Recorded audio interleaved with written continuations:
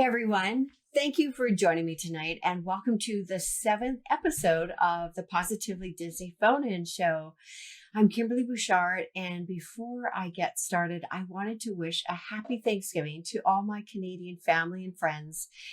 For some of you that may not know, I am Canadian, actually, and moved to the US about 6 years ago. So thinking about those folks enjoying their turkey this evening, and can't wait to enjoy ours in November. Although I am kind of thinking that I wouldn't mind having both Thanksgivings in my house next year. For any of you that know me or have heard some of my interviews that I've given, I really maintain that it's the people of Disney that make Disney the happiest place. It's the cast members behind the scenes, it's the cast members on the front lines, and even guests themselves. And, that's why I created this show. I created it for you guys so that you could phone in and share your stories or experiences live, because I know there are so many stories out there that have to be shared. And so feel free to give me a call this evening with a story or an experience you've had. The phone number is 844-483-4763. That's 844-483-4763. I look forward to chatting with you.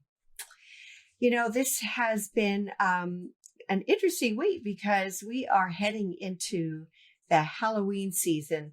And I found it kind of interesting to see all the Halloween things out. And now they've kind of got Christmas, but we won't even touch that yet because I'm not ready for that.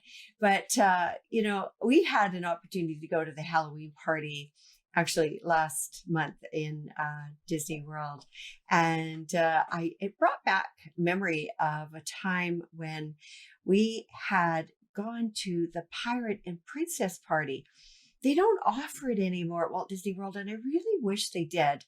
Everybody kind of likes pirates and the pirate theme, and it was just a really neat, special evening that they had.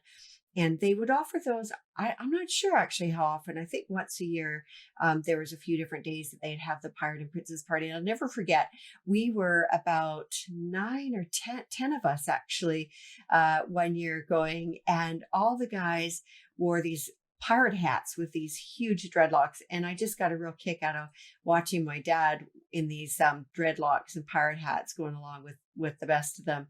And of course, my daughter and her friend dressed up as princesses, and they were Irish dancers at the time, and they had these tiaras, beautiful tiaras that looked like real princess tiaras. And I remember throughout the whole night, people were asking about them, but that was such a fun night. And they had, of course, a special pirate fireworks and music and parades and stuff like that. So it would be really cool if anybody's watching out there to ask Disney to bring that back. I definitely would be a regular at that special event.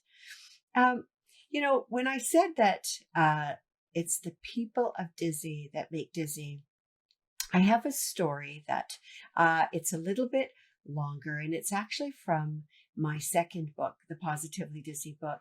And if there is somebody that calls in, I will just merely stop with the story and then continue after. But the people, Cheryl and Joe Biazzo, had shared their beautiful story with me. And Joe was a chef at this time, and unfortunately had developed throat cancer. And like anybody, he fought and went through his treatment, but it did get very, very tough. And they had a few children and a newborn they had just adopted. So it was very hectic, very crazy for them.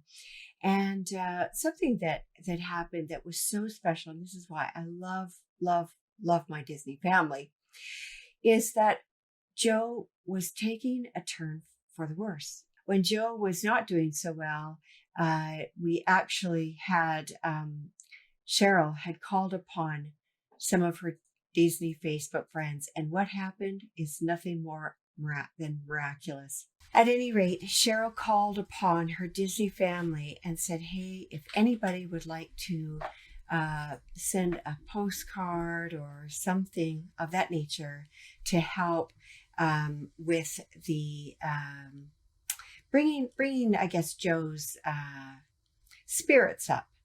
And what happened after that is absolutely amazing. So she had put it out to perfect strangers, but not Disney strangers, just strangers that she hadn't known. Disney friends she had never met before.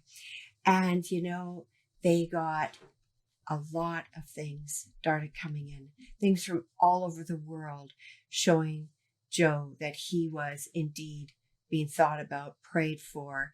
Things came from Canada, from the United States, the United Kingdom, the Disney cruise ships, and Africa. And you know what happened? Joe thought that, gosh, these people that he doesn't even know are thinking about him and fighting for him. He figured he better fight for himself. And so the best part of the whole story is it's because of you guys that helped him through and helped Cheryl through their darkest hours. And Joe pulled through. He's cancer-free, and they are forever grateful to everybody who sent them a message, a postcard, a little something. He even got a special Figment mug. Figment is his favorite character, a special t-shirt that was exclusive to pass holders, and even a magic band that was only available for cast members. So thank you guys for looking out for each other. You never know the situation of someone that is posting a request or a message online. You guys are what make Disney Disney. But I'll tell you something. I'm not sure if I'm the only one that does this, but whenever I travel, I seek out things that are Disney. So when we were in Dublin this past year, I had been looking for a souvenir because it's not every day or every year that you necessarily get to a place like Dublin, Ireland. And I was looking around for things, something European to bring back home, and couldn't find anything. I didn't want to buy something for the sake of buying something. And it dawned on me, wait a minute, I wonder if they've got a Disney store here. So I Googled it really quickly, and lo and behold, yes, they did. I told the kids, jump in the car. We are heading to this store before it gets too late. Well, driving in Europe on the wrong side of the road, with the steering wheel on the wrong side is a little bit of a task. And I'm not sure if I'll ever get used to it, but driving downtown Dublin in rush hour is a crazy business. But I wanted to get to that Disney store. And I'll tell you, I was not disappointed. It is the only Disney store that is 3 levels. So they had the princess area upstairs on the top floor. It was really fun, the mirrors and all this get up. And in the basement, they had the Marvel paraphernalia, it was kind of a really interesting setup down there. And then on the main floor, they actually had everything else. And so it was really fun to visit a Disney store, especially in another country. And I managed to get a Disney shirt for myself with Mickey with an Irish, I think there's an Irish flag or something of that sort. Okay, I've got another call coming in. Hi there, welcome to the show. Who am I speaking to? Hi, Kimberley. This is Beth Brooks. How are you? Oh, hi, Beth. I'm fine. Thank you. Everybody, I just wanted to introduce our next caller, Beth. I got to know her on Facebook, and a few shows back, I had given her a shout out because she was so kind. She gets to frequent Walt Disney World a lot of times. Lovely. Envy you that, Beth. But Beth posted about the tumblers from the Beauty and the Beast tumblers. And this woman was so nice to offer to purchase one and get it to me in time for my daughter's birthday. So thank you again, Beth. That was so kind of you.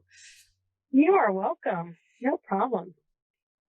So what would you like to share? I know you've probably got like thousands of experiences and stories by how many times you go there. So please feel free to share something with us.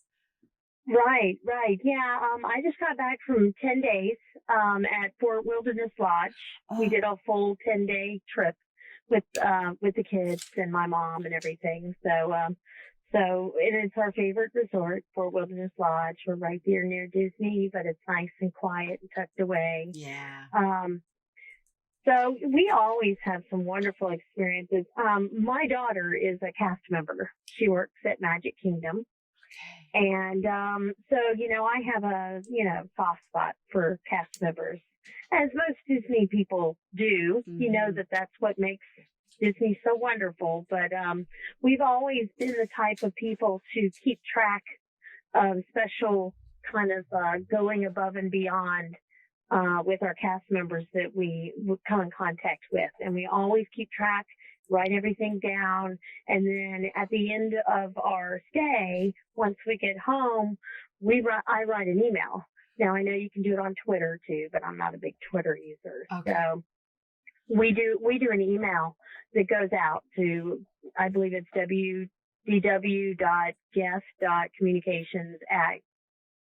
www.guest.communications@waltdisneyworld.com. Oh, awesome. And Thanks for sharing that. yeah, and so we spell out everybody, names, places, where we came in contact, what they did that was so wonderful, and of course Oh, they get credit. I personally know because my daughter has had those letters, and it's fantastic, and they get a real pat on the back from their leaders, and it's a really big deal for them. So oh. I really do suggest for people to take the time to just put it on their phone, a little note or something, Mm. saying the person's name and where just something to remind you that when you get home, you know, shoot out a quick email. It doesn't take very much, and it's so appreciated by cast members. That is So, such a great idea. People will comment, to maybe a coordinator or supervisor in the area, but to actually record it, that just takes a moment of your time. What a great idea! Good for you guys. When did you start doing that? oh my goodness, long time ago, and I actually, if this tells you, Oh, I actually wrote letters in. oh, yeah. so, so it's pre-internet, Yeah. Okay. pre-email. We were doing it. So one thing, once emails happened, then it really became a lot more, more quickly that they got it and were able to start. But to give an example, my daughter got a letter delivered to her along with a personal note from the president of the who runs the Magic Kingdom. So, obviously the hierarchy is that they have someone running each park. And Oh, this happened to be at the time the president of Magic Kingdom. So he was like the director. And he gave her a copy of the letter with a highlighted section of where the lady talked about her. And the story was that my daughter at the time was doing a college program at Main Street in Magic Kingdom. okay. She was on Main Street East, which means if you're headed toward the castle, everything on the right. So starting from Chapeau all the way down until you get to what now is Starbucks. Right. Yeah. So all of those shops on the right, basically. Okay. She worked in, and she happened to actually be working in where the theater where same building as Tony's Okay. is, and she was working in that shop back there, and a lady seemed upset, and she saw her walk outside and sit on the porch. And so Alex had a moment, my daughter Alex, Yeah. Okay. and she came and she asked if she was okay, and the lady said she was gonna, she kind of brushed her off and was like, oh no, I'm fine. And Alex kind of walked away, and then she kind of had a gut feeling, and so she came back and she started talking to the lady, and the lady really opened up to her and said that she was there with her almost grown daughter now. She had graduated high school, and that's why they were there, but she was going to go off to college. and she was basically going through some empty nest syndrome, and she was Oh. really just kind of emotional about it. And Alex said, well, when I went off to college, and she kind of just talked to the woman and, gave her point of view from a college student. And she goes, I'm still very close with my mom, and you shouldn't feel that way.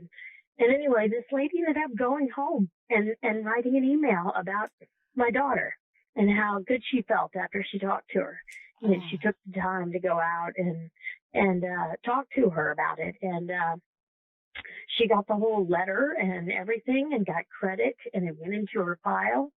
And, it's just those little things that they do, That just touches me.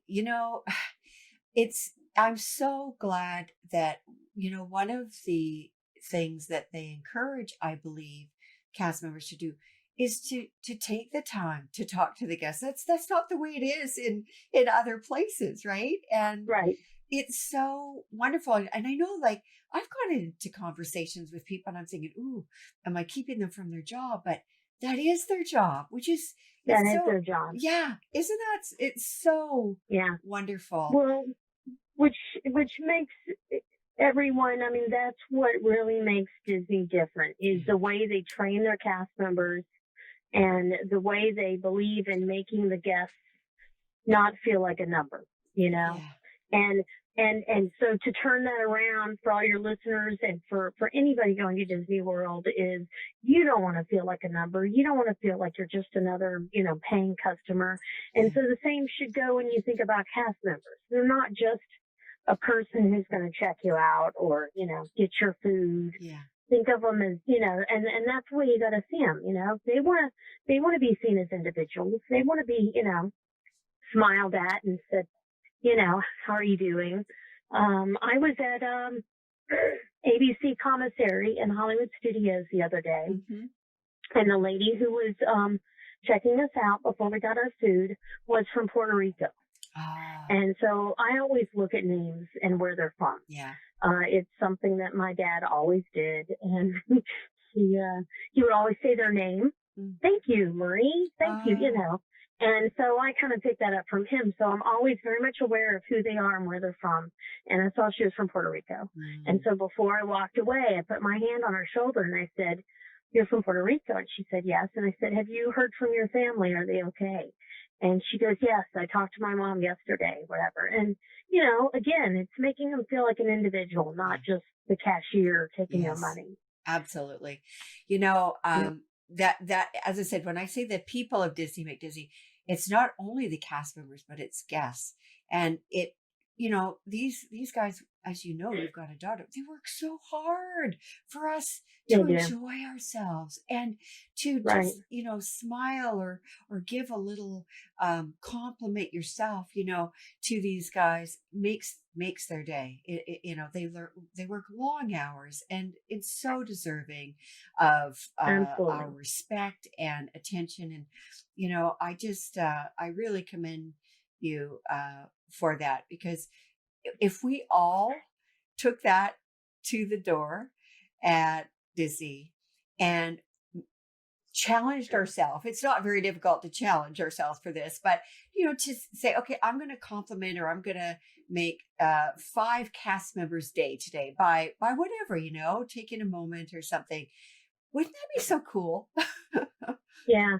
Well, and then you gave me an excellent segue in the sense that, and you being the books you've written, you kind of touch on this, but it's everybody now, especially with all of the groups and the the Disney fan pages and so much more. We're so connected now and talking to our Disney people and so forth, but everybody is kind of like expecting magical moments. Yeah. Like they're upset when their towels aren't folded anymore in a Mickey, or they don't, and I always try and talk to people about that. And I say, look, you need to bring the magic with you. And I was watching a custodian do one of the water drawings with their brush, and down in Tomorrowland. And I was watching the custodian do it, and after he did it, the little girl who was with her family, and she was in a stroller, but she was probably about 3 or 4, preschool age. Her parents gave her something, and she went over and handed it to the custodian, and it was a thank you note with a little Skittles packet Oh, in it, oh, and gosh. and so they brought thank you notes to Disney on their vacation to give to cast members Yeah. who they thought did something special. Mm, So they brought the magic with them, yeah. you know.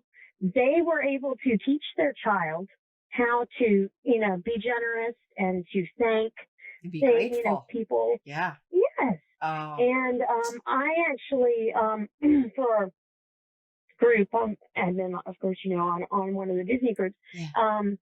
I try and do kind of like a cast member of the week thing. So I decided to go over and just ask him where he was from, how long he has worked with Disney. And I said, I see you got something. And he showed it to me. And then he pulled out another one that was just on a piece of paper and didn't have anything with it from someone else. He goes, I've gotten 2 of these today.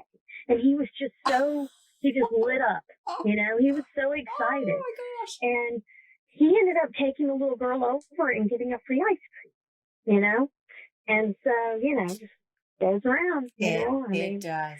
Oh gosh. but Oh, it's so many people hear about magical moments and they go down to Disney with this idea that it's going to happen. And what I want to tell everybody is stop expecting it to happen. If it does, it does. If it doesn't, it doesn't, but just bring it with you, yeah. do your own magic. I've known people to, bring little Dollar Tree tiaras with them, like a whole bunch of them, and they give them out to little girls who are Oh walking my around. gosh. So I mean, it doesn't cost much. Again, a homemade thank you card with most likely they were at the Halloween party the night before, hence the Skittles. Oh. But, I mean, you're basically, it's bring it with you Yeah. and enjoy that. Yeah. Don't expect those magical moments to happen. Though honestly, the more I go, especially when I'm there by myself and I just go for a day, Yeah. I talk to so many more cast members than I do like when I'm on vacation. Right. Right. And you wouldn't believe how many magical moments I get. It blows me away. I'm like, here I am, an annual pass holder. I go all the time. I don't think anything of it. I'm not expecting it. Mm-hmm. And I think it's because cast members are just so happy to have someone actually ask them things and chat with them. I made one laugh by just telling her some jokes. It was pouring down rain. I wanted to take a picture of the new glow in the dark cotton candy. And the next thing I know, she's handing me cotton candy because I was joking with her about, you got a pretty crap job trying to keep cotton candy from getting Dry, wet. yeah. Who did you tick off to get this job? Goodness. And, she laughed about it even though she was sopping wet and she was trying to keep her stuff dry. And, yeah. and the next thing you know, she's turning around, just grateful that I gave her a chuckle and And yeah. And that is, that's exactly what it's about. I think people, should go there with not only bringing the magic, but they're creating the magic themselves within their families, and Sure. that's absolutely and attitude is everything. We all know that. We've been around this park a few times, so and attitude is everything. And it just warms my heart. And I hope that some of our listeners get some ideas, to share things. I know somebody that collect stickers, and they'll give stickers out, and they usually ask permission of the parents, of the right. children, right? And so, that's definitely yeah. somebody should yes. If you plan on giving them out to other children in the park, definitely go to the parent before the kid even sees what you might give them. Yeah. Just mention to the parent because, there's allergies or there might be something that, it's just better to get permission first. Exactly. And most likely they will just be grateful.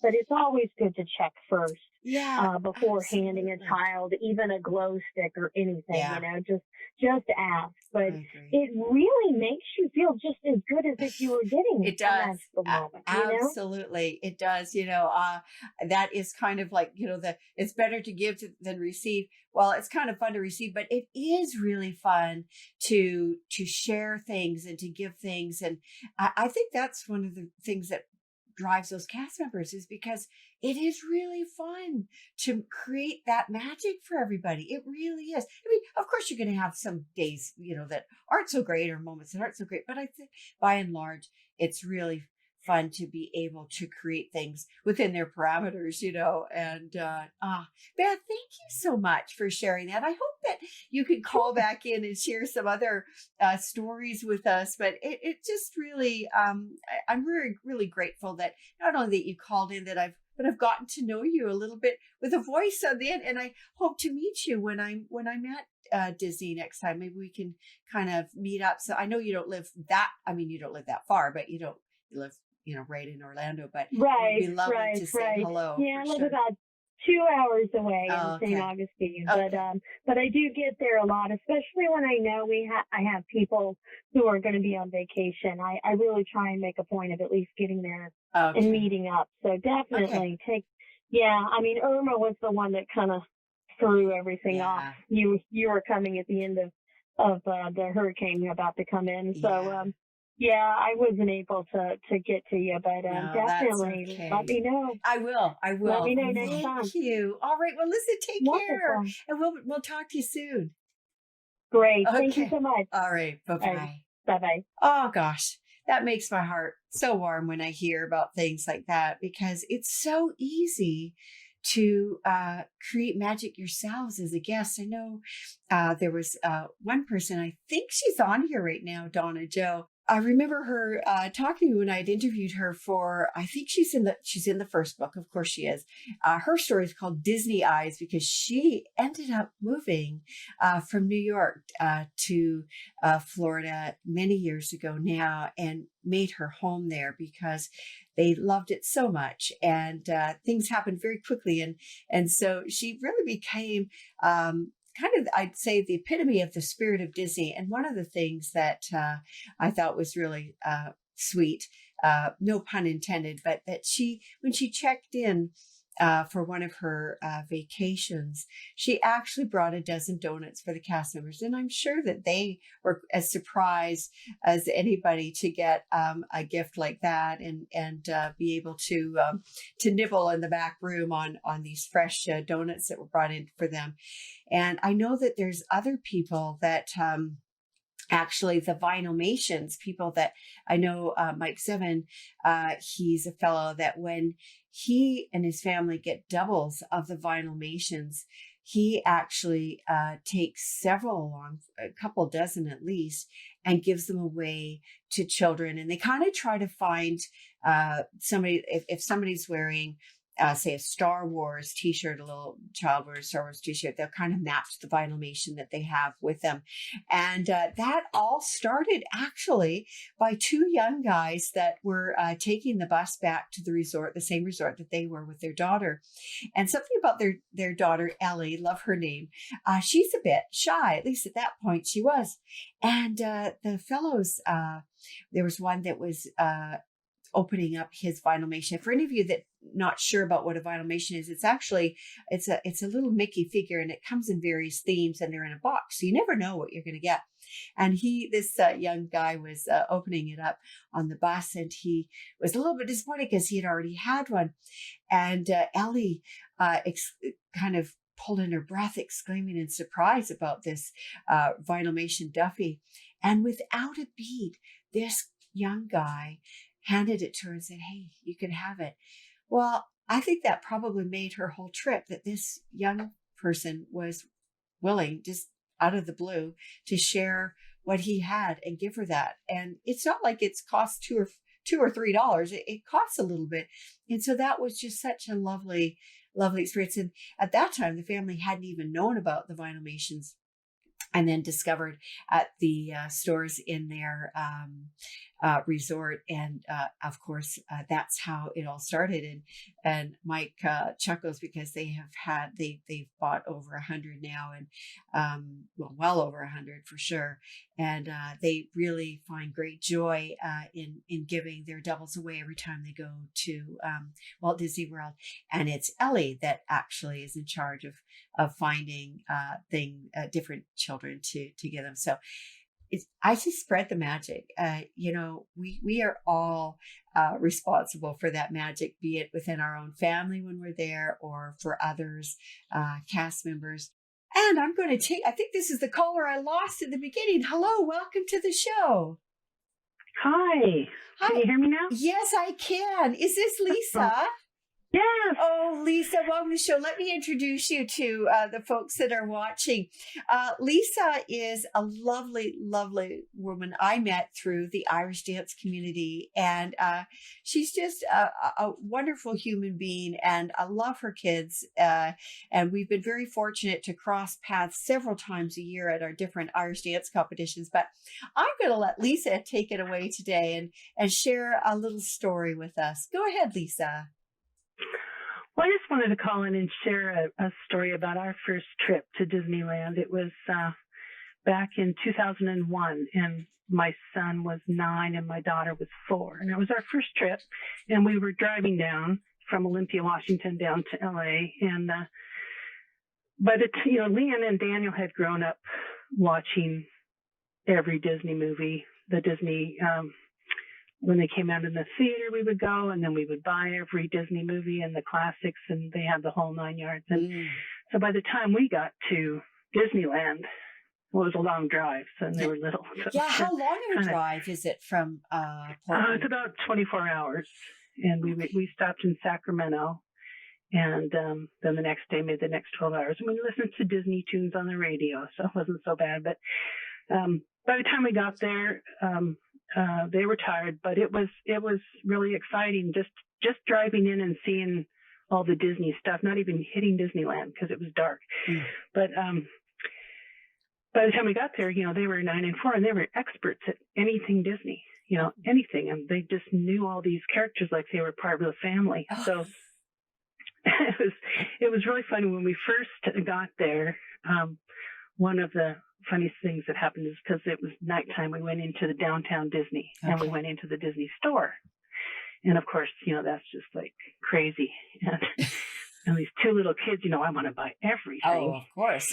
and the only thing that my daughter wanted was this shirt with the Wicked Queen from Snow White on it. That's all she wanted. Oh. And she was adamant about getting it, but it was kind of lame because it was just this one little tiny picture about as big, 3 inches high on a white T-shirt. And my husband just said, "Oh no, we're not going to get that. We're not going to get that." Well, we'd been driving for 2 days straight, and so by the time he said no, she just had a meltdown. So the people in the Disney store were looking at us like we're crazy. And then we bought it anyway. And the next day I came back and I bought her a real Wicked Queen, statue. So that was all fine and dandy. But the next day we went to Disney's Toontown, was the Mickey's house.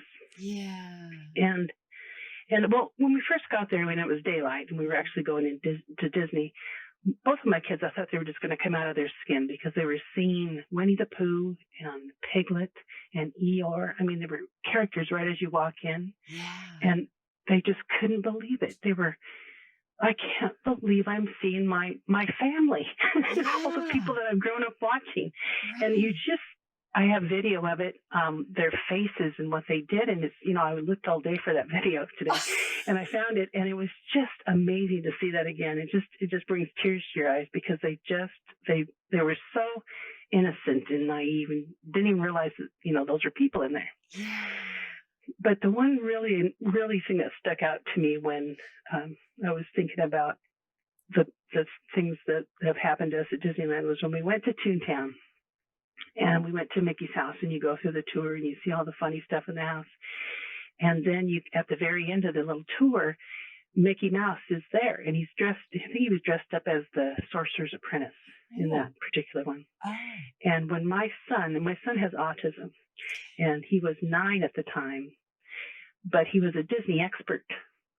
But he never really talked to me. He would never initiate conversation, ever. I mean, we could talk to him and ask him a question, and he could answer you, but he would never initiate a conversation. But when he got to this last part of the tour on Mickey's house, he just came alive. And it was like he was meeting his long-lost friend and hadn't seen him for 10 years, and he was talking to him and telling him, I'm going to write you a letter and have you come up to my house and bring Pluto, and all this stuff that has never, ever come out of his mouth. Oh, and my gosh. The people that are the handlers could see that he probably had autism. Yeah. And the fact that he never, he wouldn't listen to them. He was trying to talk to Mickey, but Mickey wouldn't talk back, of course, because they just don't talk back. Right. But he would gesture with his arms and hug Daniel. And Daniel kept saying, give me another hug. And then he would say, give me 5, and give me 5, Mickey. And Mickey would give him 5. And then he would say, give me 10, Mickey. And he just went on and on, was telling Mickey about his school, because at that time he was kind of doing homeschool stuff and what he was learning. And it was just the most amazing thing to see my son, who never talks to anybody, having this conversation with Mickey Mouse. And today, I found the the recording of it after searching all day. And Leanne, my daughter, was watching it. She was only 4 at the time. But after I found it and was showing it to her, she goes, oh, I see why it was so amazing. She didn't remember, she was only 4. Right. But she looks at it now and goes, wow, the only person who could get Daniel to talk was Mickey Mouse. Wow. Oh, so my gosh. That's why it has such a... And so after that, we've gone to Disneyland 3 more times and Disney World once, and every time it's just magic because he knows all of it. And that's when he really comes out of his shell. So that's my story to share. Lisa, oh my gosh. That is so incredible. You must have been, I think you guys must have been shocked. I mean, I would have been absolutely shocked. We did, and you could hear me. You could hear me on the recording saying, oh my God. Oh my God. And the lady was just amazed, because I was sitting there crying. Yeah. Yeah, it was just something else. I'm crying now. Well, it's of course. I mean, that's miraculous. Honestly, it is. What, and you have to wonder, what is it about that place, about Mickey, that brought him out? And I know that he's not the only one with autism that has been brought out. So what is it? What is this? Is it? Yeah, magic. I don't know what it is, but it's even last 2 summers ago in Orlando was the first time he'd gone to Disney World, and he was bringing. When he was 5 is when the Disney's Animal Kingdom was built, and all those toys were at McDonald's and stuff. Okay. And so he collected them all, and he just knew all about Disney's Animal Kingdom. Well, when he saw the tree, the great big tree, he was like, that's what he came to see. It was he was just mesmerized by it. Wow. And, Leanne could take it or leave it at that point. I mean, it was 2 years ago and she's now 20, but Daniel was just mesmerized by that tree because that was his childhood. Oh my gosh. That is so incredible. And Lisa, gosh, what a blessing, hey?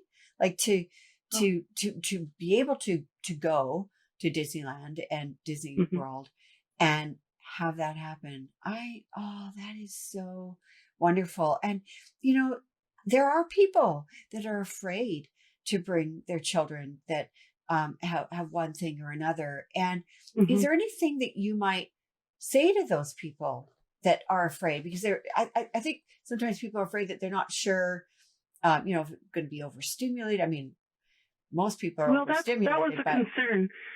Yeah. He was raised on Disney, though, so by the time he was 9, he knew every single character and every single line in every single movie. Wow. He can rattle them off. I want him I want him on my team for the next time I play Disney Trivial Pursuit, because I know Disney, but I'm sure he would be like, I don't know if you have that game or if you've ever played that, but I bet you he Oh wins. yeah, we have them. We have Oh, the you do? Disney trivia. Yeah.